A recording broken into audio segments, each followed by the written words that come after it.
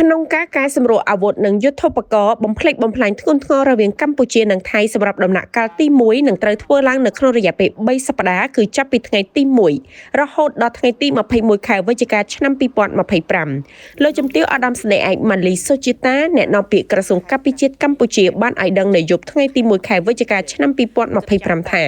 ដើម្បីបង្ហាញពីការបដិញ្ញាចិត្តរបស់ភាគីកម្ពុជានិងភាគីថៃនៅក្នុងការគោរពនិងអនុវត្តនៅអ្វីដែលបានឯកភាពគ្នានៅក្នុងសេចក្តីថ្លែងការណ៍រួមទីក្រុងកុលាឡាំពួរស្តីពីកិច្ចព្រមព្រៀងសន្តិភាពរវាងកម្ពុជានិងថៃ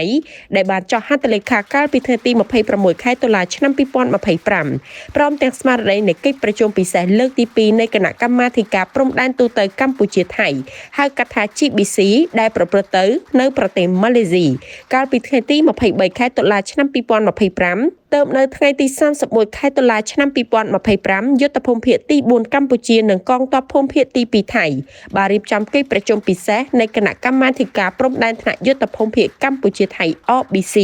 ដោយបានឯកភាពគ្នាលើផែនការជាដំណាក់កាលនៃការកែសម្រួលអាវុធនិងយុទ្ធោបករណ៍បំផ្លិចបំផ្លាញធ្ងន់ធ្ងរអ្នកនាំពាក្យក្រសួងកាពិជាតិបានឲ្យដឹងដែរថាតាមរយៈផែនការដែលបានឯកភាពគ្នានេះភាគីទាំងពីរបានកំណត់យកថ្ងៃទី1ខែវិច្ឆិកាឆ្នាំ2025វេលាម៉ោង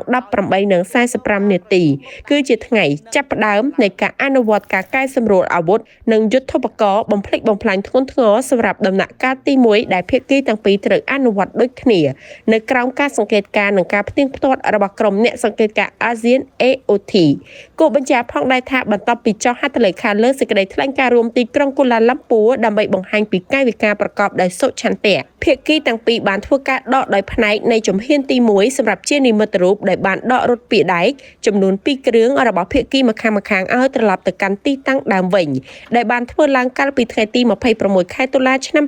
2025វេលាម៉ោង 9:00 នាទីយប់សម្រាប់ភាគីកម្ពុជាការកែសម្រួលអាវុធនិងយុទ្ធោបករណ៍បំផ្លិចបំផ្លាញធ្ងន់ធ្ងរនៅក្នុងដំណាក់កាលទី1នេះបានប្រព្រឹត្តទៅនៅទីតាំងចំនួន2រួមមានស្ថិតនៅស្រុកជាំខ្សាន្តខេត្តព្រះវិហារនិងស្ថិតនៅក្នុងស្រុករវៀងខេត្តព្រះវិហារដោយឡែកភាគីថៃក៏នឹងធ្វើការកែសម្រួលអាវុធនិងយុទ្ធោបករណ៍បំផ្លិចបំផ្លាញធ្ងន់ធ្ងរនៅក្នុងដំណាក់កាលទី1នេះផងដែរអ្នកនាំពាក្យក្រសួងកាពិជាតិបានឲ្យដឹងផងដែរថាកម្ពុជាសង្ឃឹមយ៉ាងមុតមមថា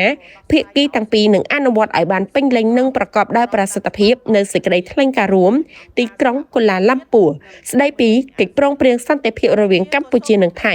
ដោយភាពស្មោះត្រង់សុឆន្ទៈនិងតម្លាភាពសម្ដៅចូលរួមចំណែកដល់ការលើកកម្ពស់សន្តិភាពស្ថិរភាពកិច្ចសហប្រតិបត្តិការអភិវឌ្ឍនិងការវិលត្រឡប់ទៅរកប្រក្រតីភាពឡើងវិញឲ្យបានឆាប់ដើម្បីជាប្រយោជន៍ដល់ប្រទេសនិងប្រជាជនទាំងពីរជាច្រើនជំនាន់តទៅមុខទៀត